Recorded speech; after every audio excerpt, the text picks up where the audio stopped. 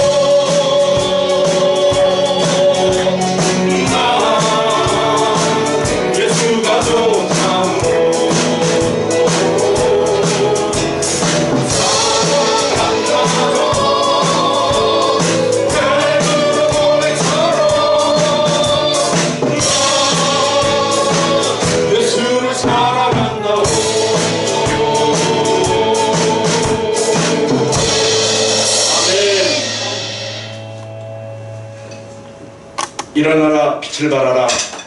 이는 내 빛이 이르렀고 여호와의 영광이 내 위에 임하였음이니라. 아멘.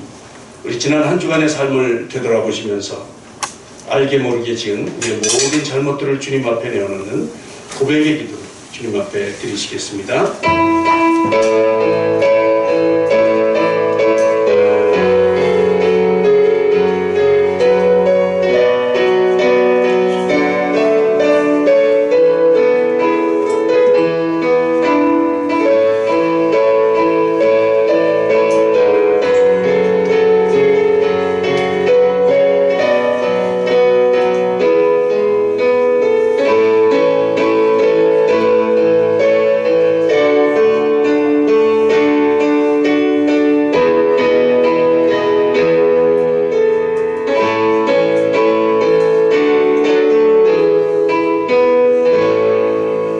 서에서 먼 것 같이 우리의 죄과를 우리에게서 멀리 옮기셨느니라. 아멘. 우리 사도신경으로 우리의 신앙을 고백하시겠습니다. 나는 전능하신 아버지 하나님 천지의 창조주를 믿습니다. 나는 그의 유일하신 아들 우리 주 예수 그리스도를 믿습니다. 그는 성령으로 잉태되어 동정녀 마리아에게서 나시고 본디오 빌라도에게 고난을 받아 십자가에 못 박혀 죽으시고 장사된 지 사흘 만에 죽은 자 가운데서 다시 살아나셨으며 하늘에 오르시어 전능하신 아버지 하나님 우편에 앉아 계시다가 거기로부터 살아있는 자와 죽은 자를 심판하러 오십니다. 나는 성령을 믿으며 거룩한 공교회와 성도의 교제와 죄를 용서받는 것과 몸의 부활과 영생을 믿습니다. 아멘. 다 같이 찬송가 19장 찬양을 하나님께 올려드리겠습니다.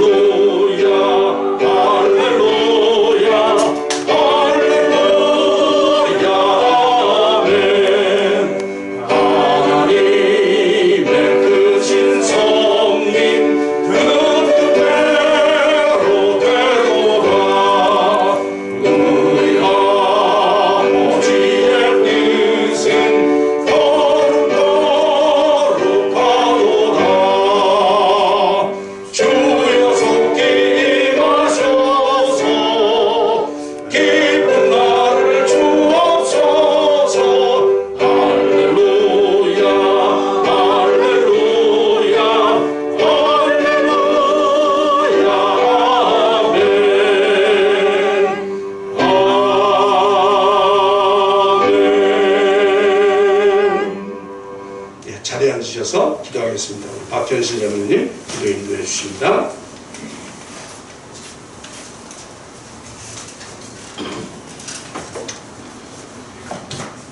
전능하신 하나님 아버지 은혜와 사랑을 감사드립니다. 오늘 저희들을 하나님의 자녀 삼으셔서 복되고 귀한 예배자리로 인도하심을 더욱 감사드립니다.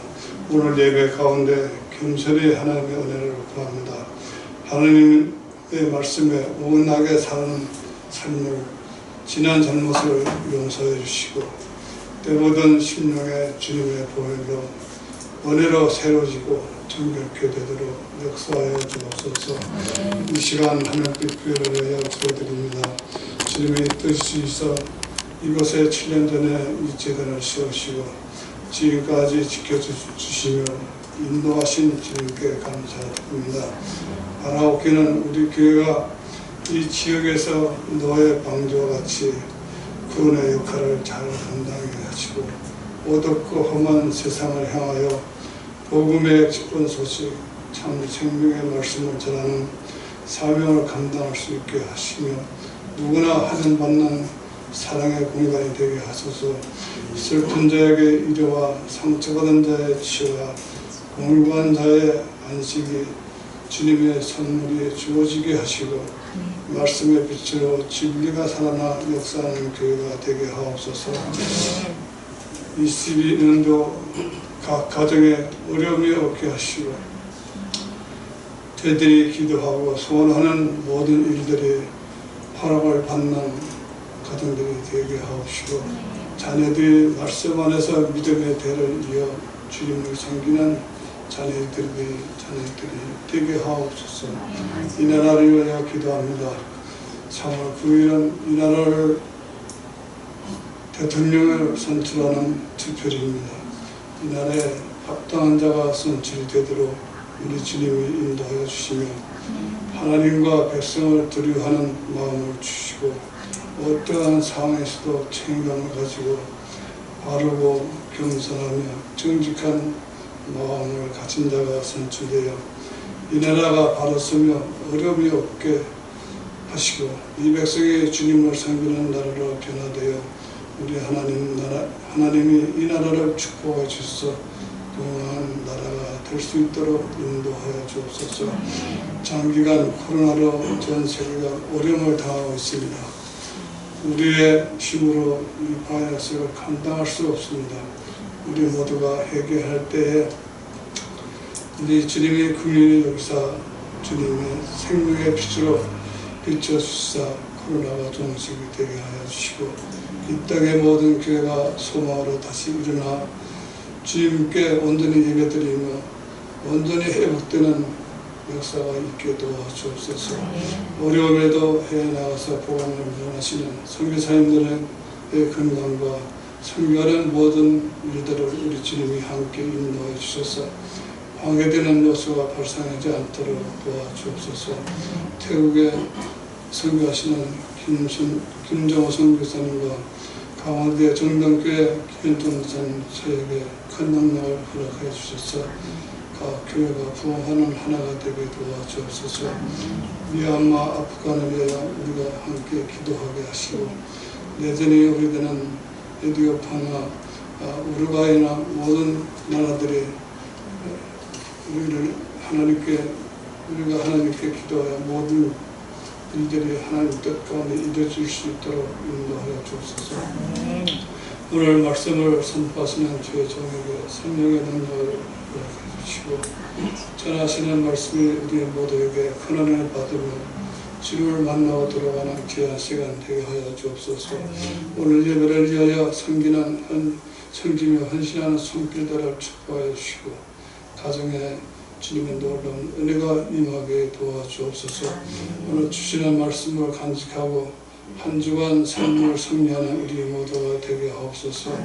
우리 성도들 이 자리에 참석하지 못한 우리 성도들에게 같은 은혜를 도와주시고 다음 시간 또 예배에 참여하여 은혜 받고 사랑의 교제를 나누는 귀한 시간 되게 하옵소서.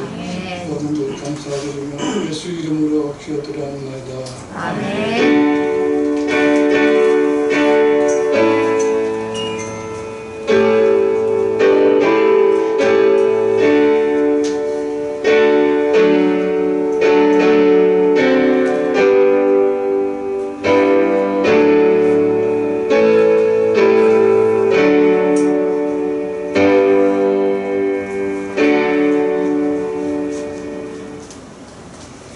찬송가 213장 1절과 4절 부르시면서 봉헌 시간 갖도록 하겠습니다.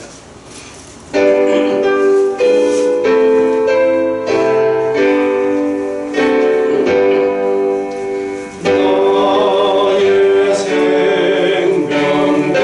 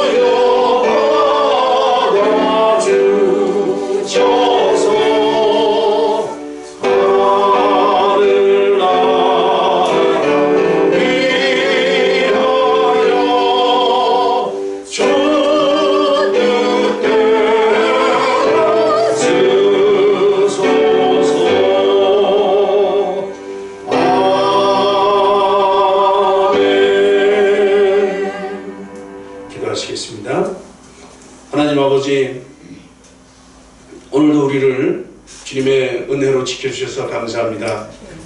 우리를 주님의 전으로 인도하셔서 주님께 예배하며 주님을 찬양케 하시니 감사합니다. 오늘 우리가 드리는 이 예배를 주님 기뻐 받아주시기를 원합니다. 코로나가 창궐하는 이 험난한 시대 가운데서도 또 2월 한 달을 우리로 건강하게 지켜주시고 날마다 주님의 은혜로 덧입혀 주시오니 참 감사합니다. 주님, 이 시간 우리의 마음과 정성을 다해서 주님 앞에 귀한 예물을 드립니다. 재물이 있는 곳에 마음이 있다고 하신 주님, 우리의 마음을 모아 주님께 드리오니 주님 받아 주시옵시고 이 세상 살아가는 동안에 주님만 찬양하며 살아가게 하여 주시옵소서. 드려진 이 예물을 축복하셔서 하나님 나라 위에 귀하게 쓰여지는 귀한 예물을 되게 하여 주시옵소서. 드린 손길 외에도 만배의 복으로 갚아주시옵시고 여러가지 기도의 제목을 함께 올려드리오니 하나님, 올려지는 이 기도의 제목들이 주님 앞에 상달되어 주님의 뜻 가운데 아름답게 이루어지는 귀한 은혜 있게 하여 주시옵소서. 간절히 원하기는 우리 자녀들을 축복하시고 주님과 동행하는 귀한 믿음의 자녀들이 다 되게 하여 주시옵소서. 그들의 앞길을 지켜주시고 인도하셔서 이 나라와 이 민족을 위해서 또 하나님의 나라를 위해서 큰 일을 감당하는 주님의 귀한 자녀들이 다 될 수 있도록 주님 그들을 축복하시고 인도하여 주시옵소서. 주님, 이 예물이 쓰여지는 곳곳에서 주님의 영광이 나타나게 하시고 주님의 나라가 아름답게 세워지는 귀한 역사를 위해서 아름답게 쓰여지는 예물을 되게 하여 주시옵소서. 우리가 후원하는 선교지마다 주님의 은혜가 부어지게 하시고 주님의 나라가 든든히 세워져가는 귀한 은혜 있게 하여 주시옵소서. 오늘도 우리 예배 가운데 함께 하시고 우리의 찬양과 예배를 받아주시기를 원하오며 우리를 사랑하시되 죽기까지 사랑하신 예수님의 이름으로 감사하며 기도드리옵나이다. 아멘.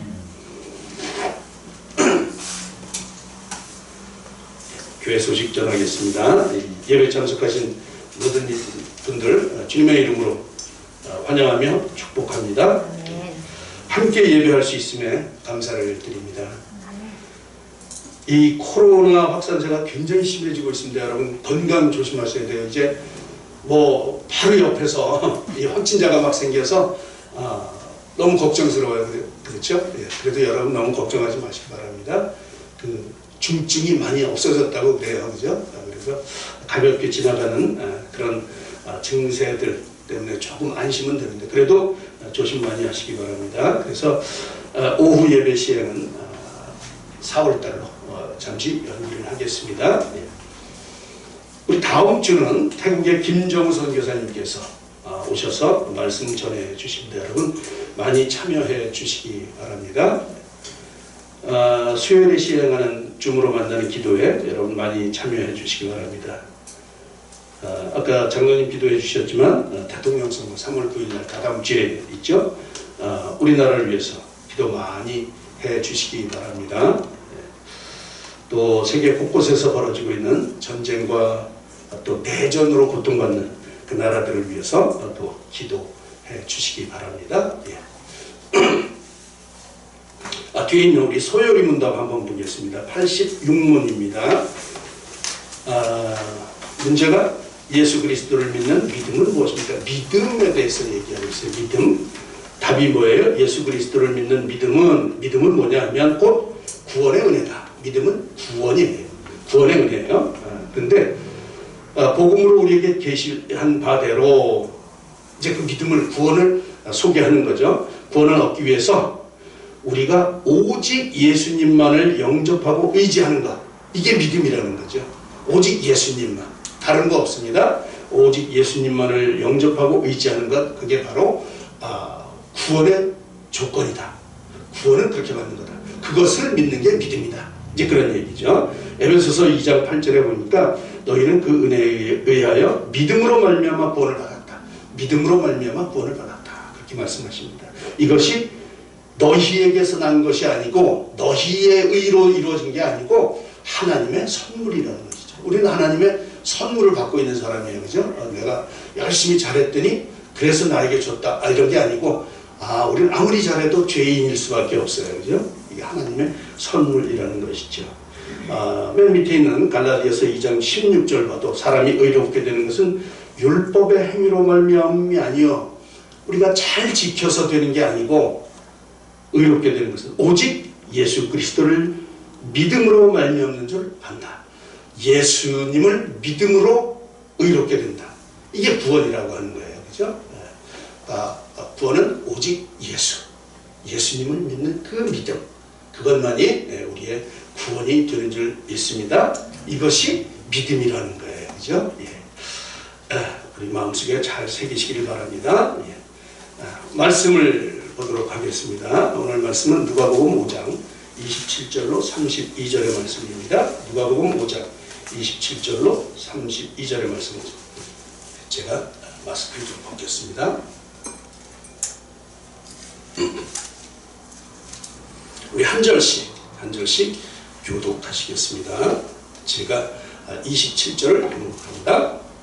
그 후에 예수께서 나가사 레위라 하는 세리가 세관에 앉아 있는 것을 보시고 나를 따르라 하시니 그가 모든 것을 버리고 일어나 따르니라. 레위가 예수를 위하여 자기 집에서 큰 잔치를 하니 세리와 다른 사람이 많이 함께 앉아 있는지라. 바리새인과 그들의 서기관들이 그 제자들을 비방하였는데 너희가 어찌하여 세리와 죄인과 함께 먹고 마시느냐. 예수께서 대답하여 이르시되 건강한 자에게는 의사가 쓸데없고 병든 자에게라야 쓸데있나니 내가 의인을 부르러 온 것이 아니요 죄인을 불러 회개시키러 왔노라. 아멘. 이 예수님의 행적과 그 사역을 기록한 것이 복음서죠. 그것이 복음서인데 마태, 마가, 누가 이렇게 앞에 있는 세 권을 공관복음이다 이렇게 말을 하고 있습니다. 이 복음서들은 신약 성경에 그 맨 처음에 편집되어 있기는 해요. 신약 성경 맨 앞에 있기는 하지만 그러나 이 복음서들이 기록된 시기는 바울의 전도를 통해서 3차 여행의 그 전도를 통해서 많은 이방 땅에 로마를 포함해서 많은 이방 땅에 예수님에 대한 소문, 예수님에 대한 복음이 쭉 널리 퍼진 이후에 이 복음서가 기록되었어요. 이제 당시 상황을 보면 로마에 의해서 그 예수를 믿는다고 하는 그 이유만으로 많은 핍박을 받게 되죠. 엄청난 핍박을 받으면서 많은 순교자들이 생겨나게 됩니다. 이제 거기에 물론 이제 예수님은 그 공생의 기간 중에 내가 곧 오겠다. 너희 중에 나의 오는 것을 볼 자도 있겠다. 먼저 이러면서 곧 오실 것을 말씀해 주셨어요. 그래서 제자들이 이제 예수님이 올 것을 굳게 믿고 우리가 생을 다 하기 전에 오실 거야. 먼저 이런 생각을 가지고 열심히 복음 전파에 매진을 했죠. 열심히 했어요. 그러나 점점 예수님이 오신다는 소식은 점점 늦어지고 제자들을 포함해서 많은 그 예수님을 직접 보았던 그런 세대 사람들이 순교에 의해서 점점 사라지고 있죠. 거기다가 전 세계 이방 나라의 모든 나라에 예수님의 복음이 전파된 것을 보니 그곳에서 예수님에 대해서 잘 알지도 못하면서 뭐 여러 가지 사설들이 발생하게 되는 거예요. 그러니까 이제 안 되겠다. 이 예수님에 대해서 기록을 해놔야 되겠다. 이제 이렇게 그런 필요성이 생겨서 복음서를 기록하게 되었던 것이죠. 그래서 이 공관복음서가 생겨나게 되었습니다. 물론 이제 이 저자들이 상의해서 나는 여기를 향해서 너는 저 사람을 대상으로 뭐 이렇게 상의해서 생긴 것은 아니고 각자 이 필요에 따라서 이렇게 기록한 것이죠. 그래서 이 복음서를 읽으면서 뭐 똑같은 얘기인데 왜 이렇게 세 권, 네 권이나 있을까? 그렇게 생각을 하게 되죠. 한 권을 묶으면 얼마나 좋겠는가 이제 그런 생각을 하게 되죠. 그러나 그 당시 이 편지를 받는 이 복음서를 받는 그 사람들의 상황, 그 배경 이런 것들을 이해를 하면서 이 복음서를 읽을 때 이 복음서가 그 사람들에게 꼭 필요했구나. 성령님께서 이들에게 말씀하시고자 하는 바가 있었구나. 이런 것들을 이해하면서 이 복음서를 읽어야 되겠죠.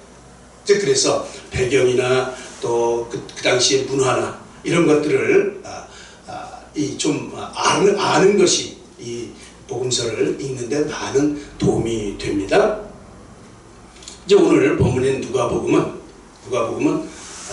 누가가 썼어요, 그죠? 누가가 썼어요. 바울의 2차 전도 여행부터 누가가 이렇게 보이게 되는데, 바울을 따라서 전도 여행을 하면서 이 복음을, 예수님에 대해서 알게 됐죠.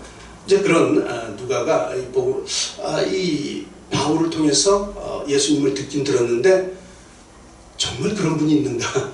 그런데 너무 그 예수님의 단편적인 얘기들만 하는 거예요. 물론 사도 바울도 사실은 예수님을 직접 만난 건 아닌 것 같아요, 그렇죠?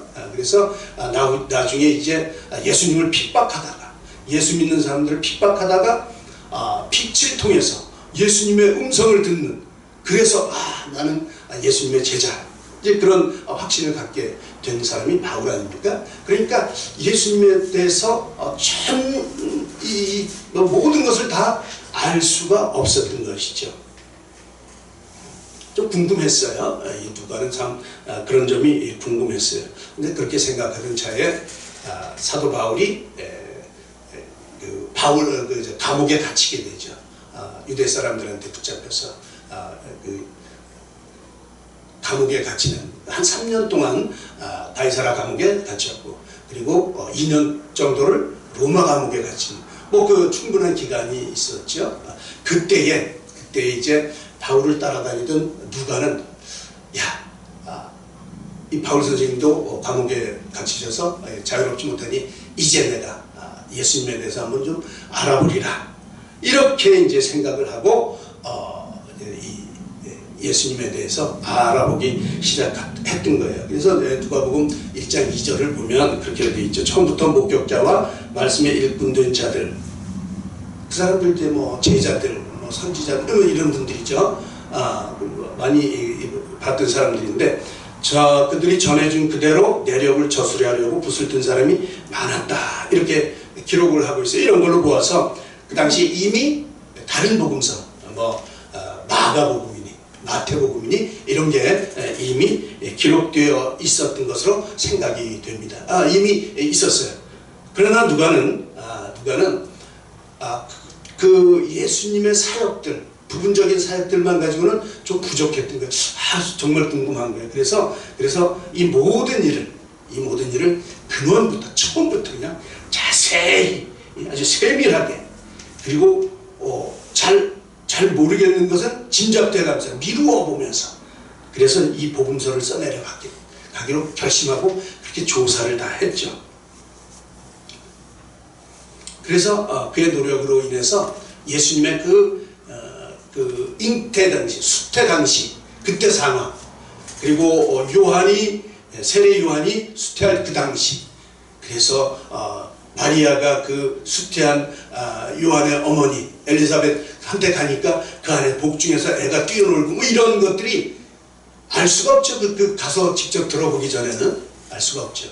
그런 것들을 전부 다 상세하게 가서 대면하고 인터뷰하고 그래가지고 다 자세히 아주 그 어린 시절을 잘 조사해서 기록을 해놨습니다.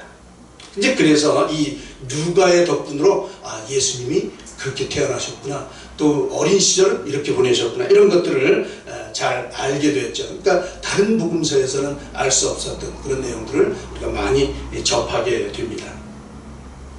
이 누가복음 전체를 보면 예수님은 하나님의 아들로서 이 땅에 오셨어요. 성육신, 이 땅에 오셔서 긍휼하심과 또 자비하심을 베풀어 주시면서 우리 인간들이 그 고난과 아픔 당하는 그 사람들의 마음, 그 사람들을 너무도 측은히 보시는, 그 사람들의 마음을 이렇게 읽는, 그 사람들을 위로하는 너무도 인간적인 이런 모습을 많이 그리고 있어요. 그래서 마태복음이 이를테면 왕으로 오신 예수님을 표현하고, 또 마가복음은 종으로 오신 예수님으로 특징 지어진다면, 이 누가복음은 인간적인, 너무도 인간적인 예수님, 인간으로 오신 예수님, 이제 이런 특징이 지어지고 있는 것이죠. 그래서 이 누가복음에는 다른 데도 많지만 가난한 사람들,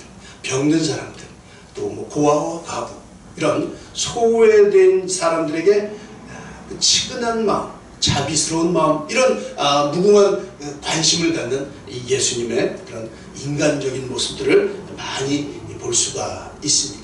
누가복음은 그렇게 됐어요. 이제 오늘 본문도 보면 예수님께서는 32절에 그렇게 말씀하시죠. 내가 의인을 부르러 온 것이 아니요 죄인을 불러 회개시키러 왔다. 그렇게 말씀하십니다. 이제 일반적으로는 의인이 하나님 나라에 들어갈 것이에요. 그죠? 의인이 하나님 나라에 들어갈 것이에요. 그렇지만 예수님께서는 의인과 죄인을 대비시키면서 죄인에 대해 많은 관심을 갖고 또 그 관심을 쏟고 계심을 보게 됩니다. 의인이 아니라 죄인, 그죠? 죄인에 관심을 갖는 거예요. 그런데 성경에 보면 의인은 없다, 그렇게 선포하고 있어요. 의인은 없습니다, 그죠? 시편 14편 1절로 3절에 보면 어리석은 사람은 그의 마음에 하나님이 없다 이렇게 생각을 한다고 해요. 근데 그렇게 기록하고 있습니다. 그들은 부패했어요. 이 어리석은 사람 얘기예요. 그 행실이 가증해. 그래서 선을 행하는 자가 없어. 여호와께서 하늘에서 인생을 두고 살피사 지각이 있어서 하나님을 이렇게 찾는 사람이 있는가, 이렇게 이제 살펴보는 거예요. 하나님께서 이제 위에서 이렇게 내려보시면서 어떤 사람이 정신 차리고 하나님을 누가 찾나 이렇게 살펴보시는데 다 치우쳐 함께 더러운 자가 됐어. 보니까 뭐 다 한 통속이야. 그러면서 하시는 말씀, 선을 행하는 자가 없으니 하나도 없더라.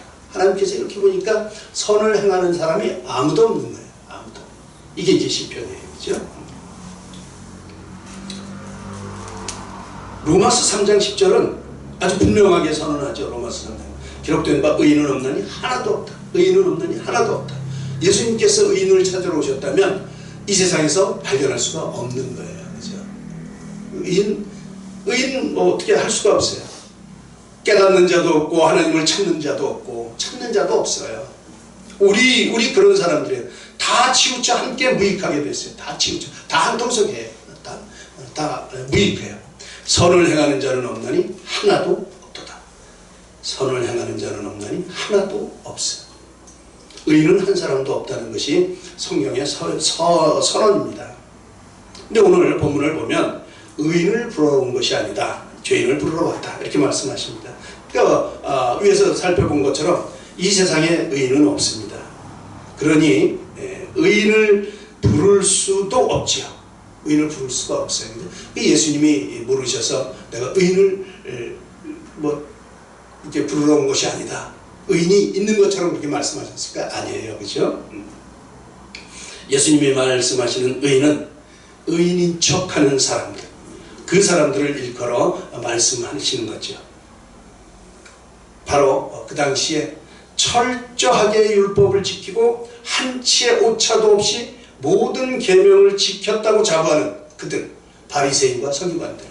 나는 율법을 철저히 지켰어. 나는 하나의 흠도 없이 모든 것을 다 지킨 사람이야. 나는 의인이야.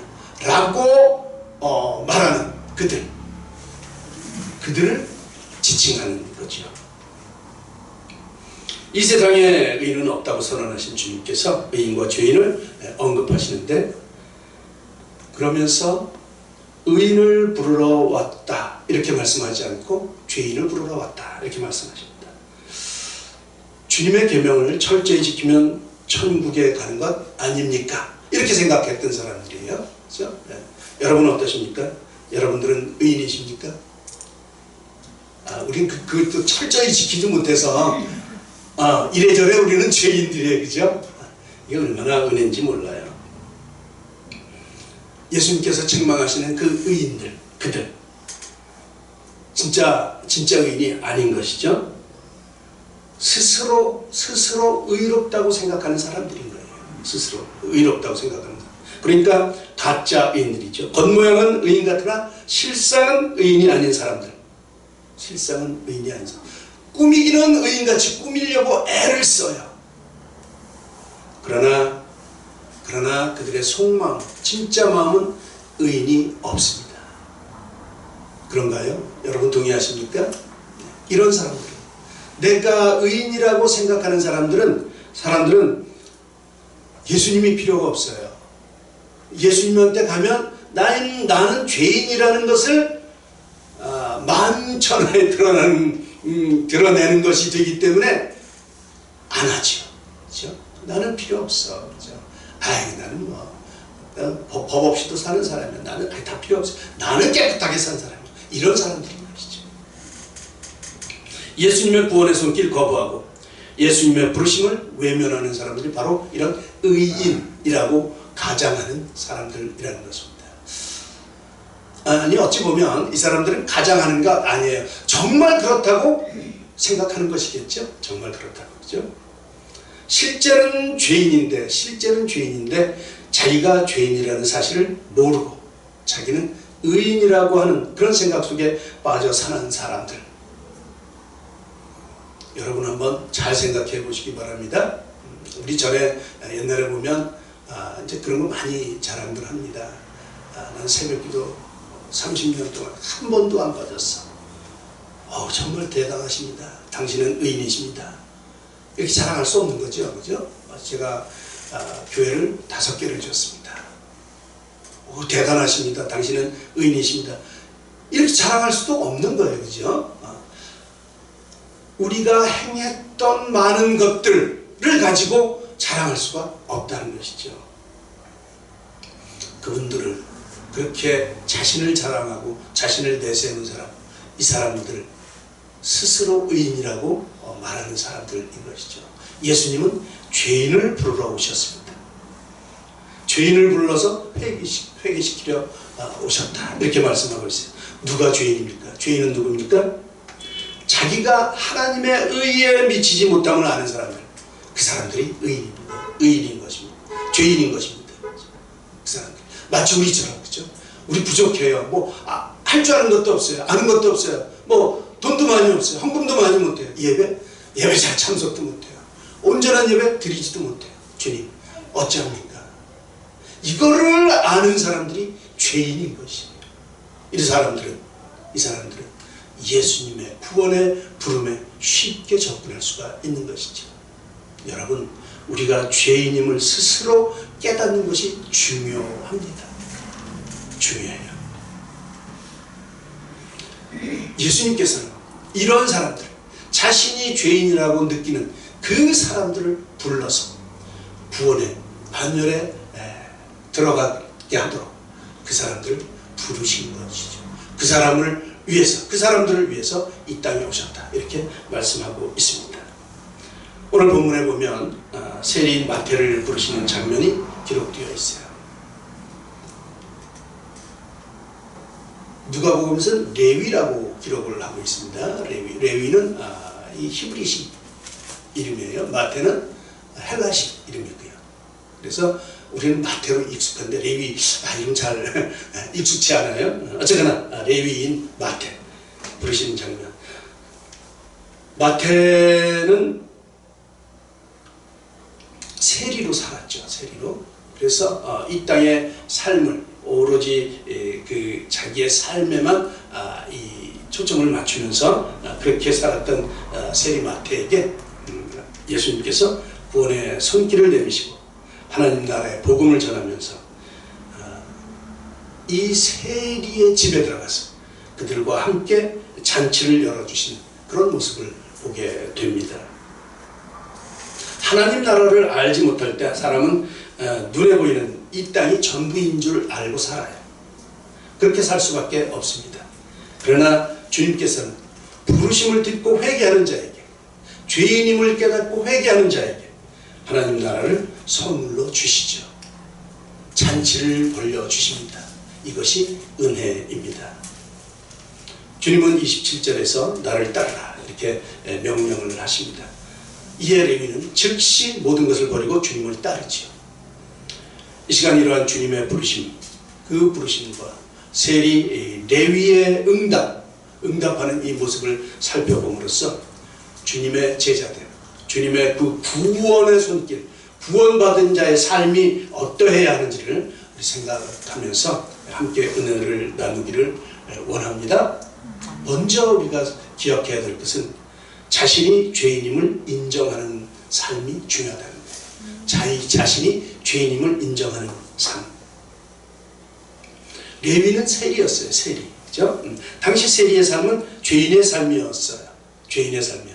그런데 죄인의 삶은 다른 사람이 보기에, 유대인이 보기에 죄인이었지, 다 자신은 죄인이라는 사실을 몰랐을 거예요. 그렇죠? 장당했죠.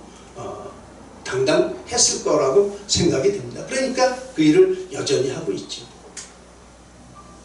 사람들은 이 세리를 일컬어서 매국노, 배반자, 조국의 배반자 이렇게 낙인 찍으면서 우리의 재산들을 다 걷어다가 로마 정부에다 갖다 주는 이런 나쁜, 그러니까 죄인들이에요. 그래서 심지어는 창기와 같이 이렇게 죄인의 반열에 두는 그 사람들이 바로 세리였습니다. 그런데 이 세리들, 이제 이 세무공무원들 아닙니까? 이 사람들은 나름대로 공부 많이 했죠. 머리도 영리합니다. 아주 영리해요. 그래야 세무를 잘하고 꼼꼼히 잘 챙기고, 그래서 한 푼이라도 더 이렇게 걷어들이고 그 머리를 쓸 줄 아는 정말 영리한 사람들이 이 세리였어요. 요즘도 그렇지 않습니까? 세무공무원들 아주 능력 있는 사람들이 많죠. 아무나 할 수 있는 게 아니에요. 당시도 이렇게 이제 선발된 세리들은 인간적으로 능력이 있는 사람들이었어요. 마태, 레위도 보면 대단히 조직적이고 유능한 사람이었던 것 같죠. 세리로서는 성공한 사람이에요. 주위의 비난이야 어떻든 자기는 묵묵히 자기의 할 일을 하면서 그렇게 지냈던 사람입니다. 그러나 그런 그도 언제나 주위 사람들로부터 따돌림을 당하며 자기를 만나주지 않아요. 그렇죠? 그래서 외로운 시간을 보내고 있었지요. 씩씩하게 잘 살고 있는 것 같았지만 늘 외로움과 허전함 속에 살았던 것 같아요. 그렇게 써있지는 않지만 그런 그에게 예수님이 다가오시죠. 그리고 그에게 말을 붙이십니다. 아무도 자기를 돌아보아 주지 않을 때 예수님께서는 그를 불러주신 것이죠. 바로 그때 그는 즉각적으로 자신이 죄인임을 깨닫게 됩니다. 특별히 예수님이 뭐라고 말씀하지 않으셔도 그랬음에도 불구하고 그는 자신이 죄인임을 스스로 고백했던 것이죠. 그래서 즉시 예수님을 따를 수 있었던 것입니다. 여러분, 자기가 죄인임을 깨닫는 사람, 그 사람이 주님 앞에 나올 수 있음을 기억하시기 바랍니다.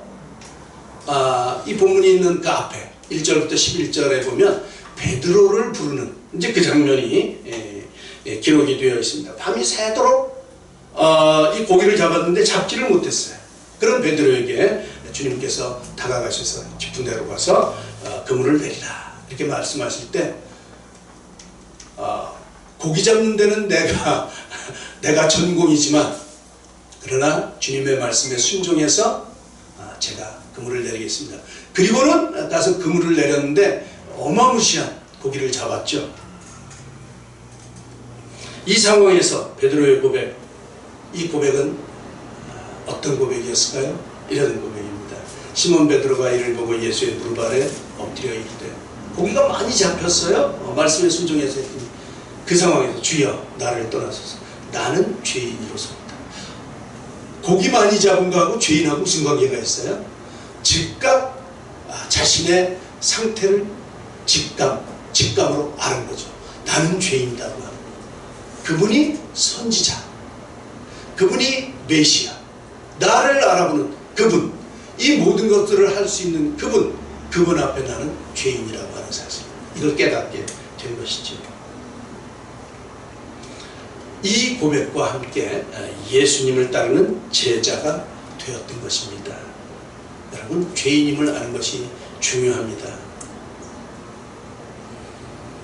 오늘 본문에도 보면 예수님이 오셔서 많은 사람들을 부르시지만 자신이 의인이라고 생각하는 바리새인들과 서기관들은 예수님을 배척하죠. 예수님께로 나오지를 않습니다. 그러나 죄인이라고 고백하는 베드로나 레위, 마태는 모든 것을 버리고 주님을 따를 수가 있었던 것이죠. 여러분은 어떠십니까? 의인이십니까? 아니면 죄인이십니까? 우리는 의인이어야 되는데, 그죠? 저는 죄인입니다. 이렇게 대답하기가 참 좀 곤란해요. 그죠? 좀 민망해요. 뭐 우리가 역시 죄인들이죠. 그래서 우리에게는 예수님이 필요한 것이죠. 의인에게는 의사가 필요가 없고 병든 자, 죄인들이 의사를 찾게 되는 것입니다. 우리 모두 우리의 실체를 바르게 깨닫고 우리가 죄인임을 고백하면서 겸손하게 주님께로 나오는 그런 은혜가 있기를 바랍니다. 여러분은 의인이십니까? 죄인이십니까? 의인이기를 향해서 달려가는 죄인들입니다.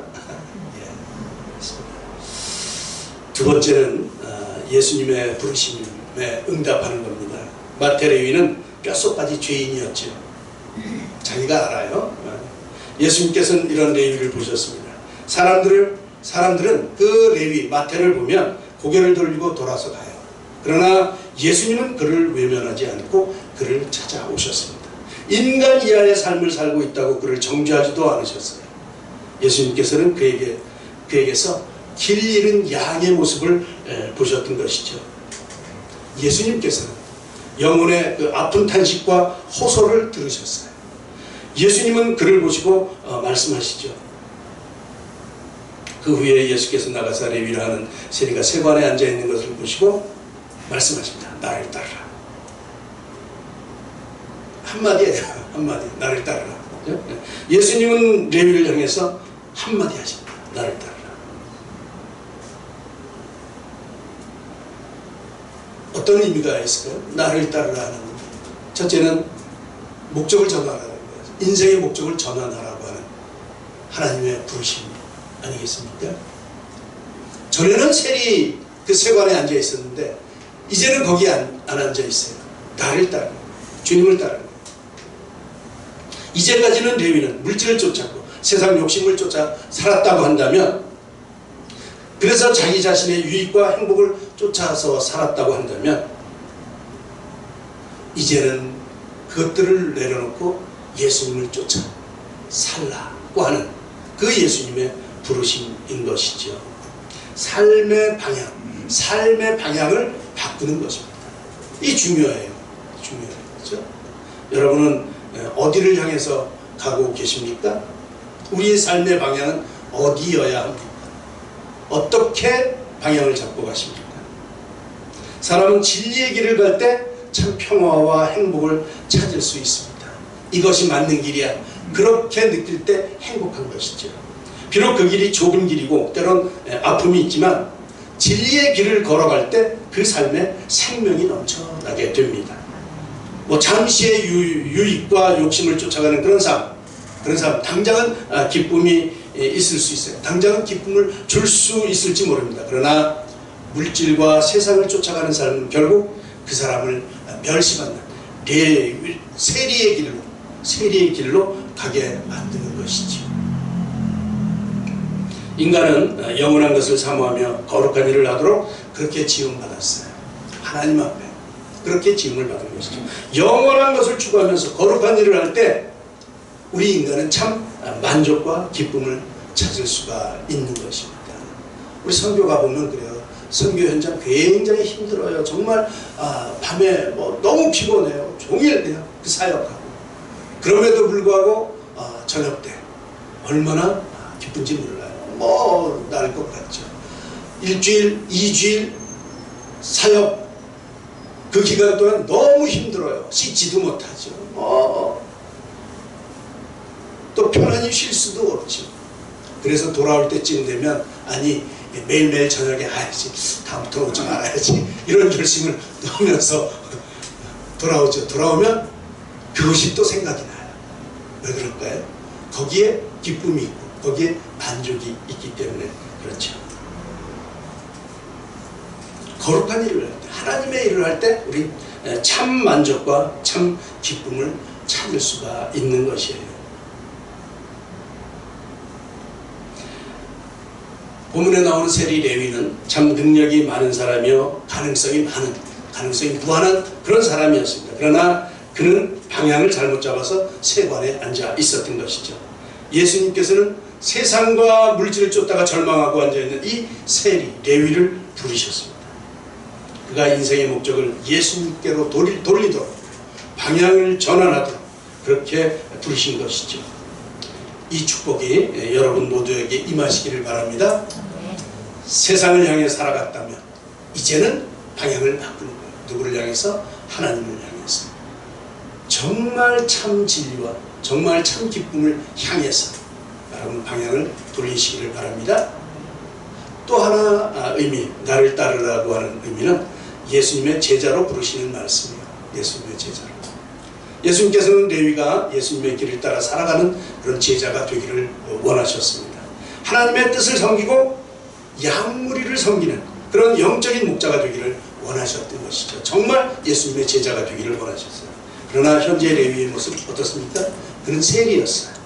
사회에서 평판이 나빠요. 누구도 그에게 소망을 두지 않습니다. 그러나 예수님은 그를 부정적으로 보지 않으십니다. 그를 소망 없는 사람으로 보지 않으셨다는 것이죠. 예수님께서는 그가 현재 세리의 모양을 갖고 있음에도 불구하고 예수님의 좋은 제자, 양무리의 좋은 목자가 될 것이라고 하는 그런 소망을 가지고 이 마태, 레위를 부르신 것이죠. 사람들은 가능성이 있어 보이는 그런 사람에게 소망을 가집니다. 그러나 레위는 예수님의 제자가 되고 또 이런 많은 양을 치는 그런 목자가 되기에는 가능성이 없어 보이는 직업적으로 이제 그런 사람이었어요. 그럼에도 불구하고 예수님께서는 그런 사람에게도 소망을 가지시고 그들을 세워주십니다. 예수님이 부르십니다. 나를 따르라. 예수님의 제자가 되는 것입니다. 우리 가능성 없습니다. 그런가요? 아니요. 제가 보니까 여러분 가능성이 많습니다.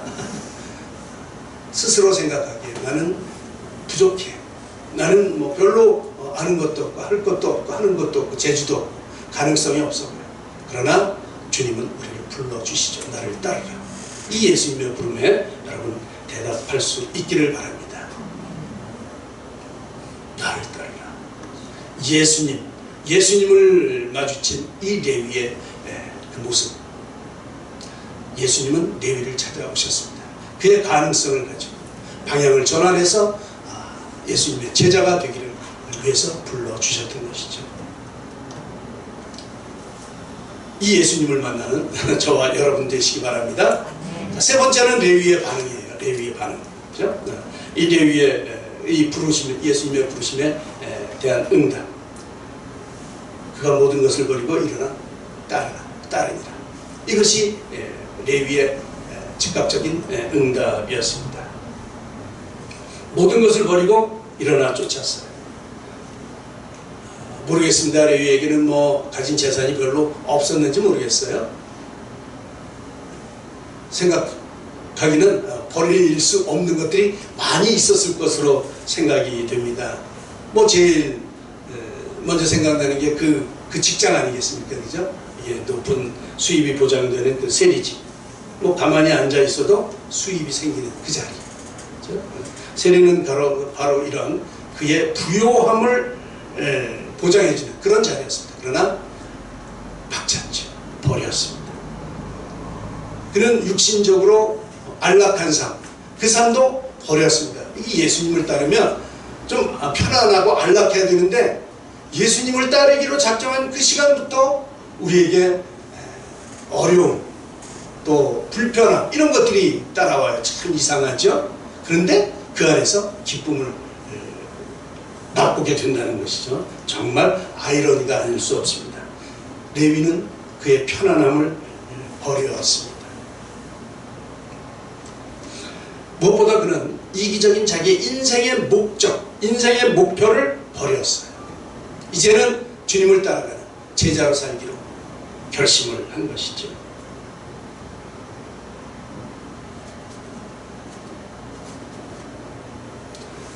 이 모든 것, 그가 어떻게 버릴 수 있었을까요? 뭐 즉시로 버리고 따랐다 이렇게 되는데 그 비결은 바로 그 예수님 안에서 발견한 진리와 생명, 그 예수님을 통해서 발견한 진리와 생명, 그것이 자기가 소유한, 자기가 지금까지 소유하고 자기가 목표했던 그것과는 비교도 안 될 만큼 귀하고 소중한 것이라고 하는 것을 깨달았기 때문에 그렇죠.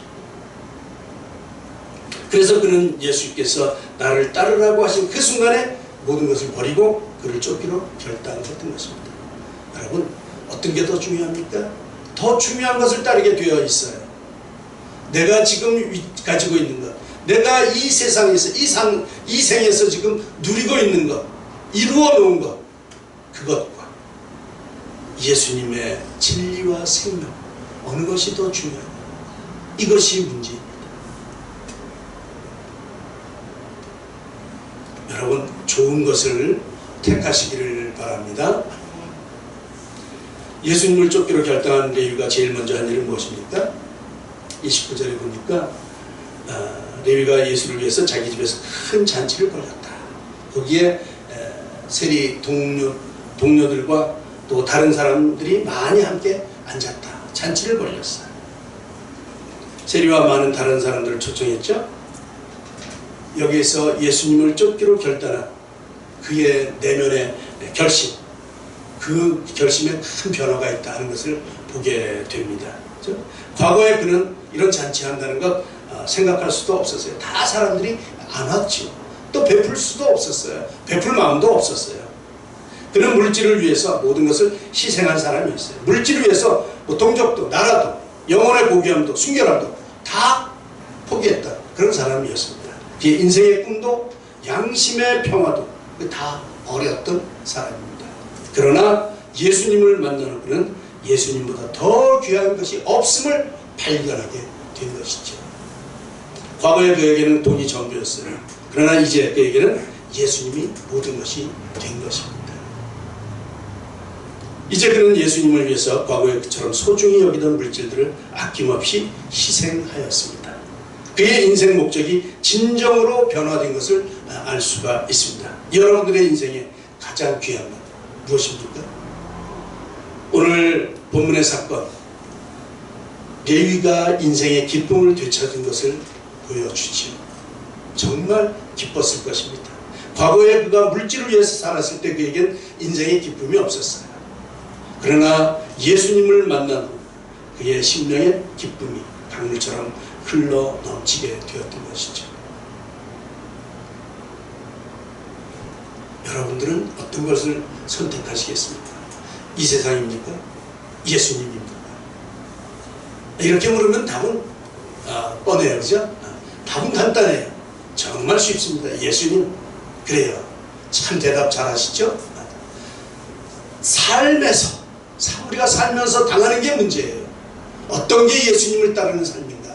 어떤 게 이 세상을 버리고 이 세상을 제쳐놓고 예수님을 따르는 삶인가? 정말 우리 삶 속에서 그것을 결정하기가 정말 너무 어렵습니다. 정말 내가 쥐고 있는 이것들이, 내가 가지고 있는 이 기득권들, 이런 것들을 내려놓기가 정말 너무 어렵다는 것이죠. 정말 우리 결단해야 됩니다. 정말 이 모든 것들보다 더 예수님이 중요하고 더 우리의 생명이 중요하다고 하는 것들을 우리가 꼭 기억하시기 바랍니다. 그래야 결단할 수가 있습니다. 그래야 진정한 기쁨을 누릴 수가 있는 것이지요. 사랑하는 하늘빛교회 성도 여러분, 2000년 전 이 갈릴리 가버나움의 세관에서 세리 마태를 향해서 나를 따르라 이렇게 말씀하신 주님은 오늘 이 순간에도 우리 각 개인을 향해서 나를 따르라 이렇게 말씀하고 계십니다. 우리는 지금 어디로 우리 인생의 목적을 두고 살아가고 있습니까? 그 인생의 방향이 제대로 설정되어 있는지 다시 한번 생각할 수 있기를 바랍니다. 화살 반드시 겨냥한 대로 날아가게 되어 있습니다. 인생의 방향도 마찬가지예요. 실로세리 레위는 예수님을 위해서 죽음으로써 죄인 세리의 자리에서 예수님의 제자로서 이 마태복음을 기술하는 그런 하나님 나라의 귀한 일꾼이 되었지요. 우리가 이 세상에서 추구하는 물질과 영예와 부는 영원히 지속될 수가 없습니다. 세상 것은 영원할 수가 없어요. 그러나 주님을 쫓을 때, 주님을 따라갈 때, 주님의 나라를 세울 때 얻게 되는 그 구원, 그 생명은 영원한 것임을 여러분 꼭 기억하시기 바랍니다. 그래야 우리가 더 귀한 것을 올바로 판단할 수 있다는 것이죠. 오늘 예수님은 건강한 자에게는 의원이 쓸데없다 이렇게 말씀하셨습니다. 주님은 우리와 같은 죄인들을 불러 회개시키려고 오셨습니다. 여러분 죄인 맞으신가요? 우리를 불러 주님을 따르는 제자로 삼고 싶으셔서 이 땅에 오셨습니다. 자기가 죄인임을 깨달을 때 이러한 예수님의 부름에 응답할 수 있음을 여러분 꼭 기억하시기 바랍니다. 주님의 부르심에 응답해야 우리의 인생의 목표가 바뀝니다. 주님은 우리를 당신의 제자로 불러주셔서 우리는 이 부르심에 합당한 삶을 살아야 합니다. 아무쪼록 우리는 스스로 부족한 줄 알아서 주님이 아니면 살아갈 수 없다고 하는 그 사실을 고백하면서 그 주님을 끝까지 붙잡고 따라 살아가기를 작정함으로 주님이 예비해 놓으신 온전한 주님의 축복을 받아서 넉넉함으로 이 땅에서 아름다운 제자의 삶을 살아가는 저와 여러분들 되시기를 주님의 이름으로 간절히 축원합니다. 기도하겠습니다. 사랑의 하나님 아버지, 죄인을 불러 회개하게 하려고 이 땅에 오신 예수님을 찬양합니다. 이 시간 우리가 죄인임을 고백하며 우리에게는 주님이 꼭 필요함을 이 시간 다시 한번 고백합니다. 이 시간 우리를 찾아오셔서 우리를 다스리고 인도하여 주시옵소서. 그래서 우리로 이 땅에서 주님의 제자로 살아가게 하시고 우리의 삶의 목표가 변해서 주님의 역사를 이루어드리는 그 일에 최선을 다하는 저희들이 되게 인도하여 주시옵소서. 인생의 목표를 되돌렸던 마태처럼 예수님의 부르심에 주저하지 않고 자신의 모든 것을 버리고 주님을 쫓았던 그의 결단을 주님 이 시간 다시 우리가 생각합니다. 우리도 우리 인생의 목표를 주님께로 잘 정할 수 있게 하여 주시고 세상에 그 어떤 것도 주 예수님보다 더 귀한 것이 없음을 깨달아 알 수 있도록 주님 은혜를 부어 주시옵소서. 코로나 바이러스가 창궐하는 이 위험한 시국에 우리의 방패가 되어 주셔서 우리에게 영육 간의 건강함을 허락하여 주시기를 간절히 바라오며 사랑이 많으신 예수님의 이름으로 감사하며 기도드리옵나이다. 아멘. 우리 모두 일어나셔서 주기도문 찬양 찬송가 639장이죠. 찬송하고 축도하도록 하겠습니다.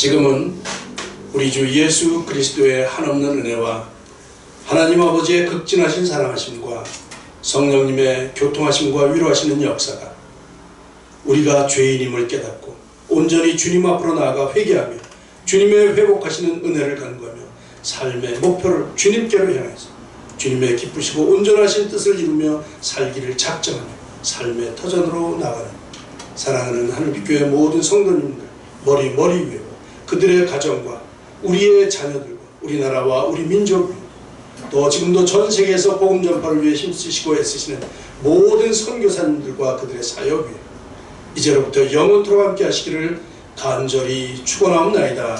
아멘.